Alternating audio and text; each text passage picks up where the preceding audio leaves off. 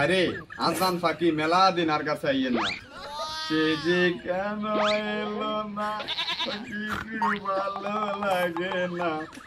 এবার আসো নাহি ফিরে মজা দেখাবো, এবার আহারে আসো। জান আমি তো চলে আসি। চলেন আমরা তুমি কোনো জায়গায় হারাই যাই। চলো কোনটা যাবে? যে মন চাই আমরা যাই।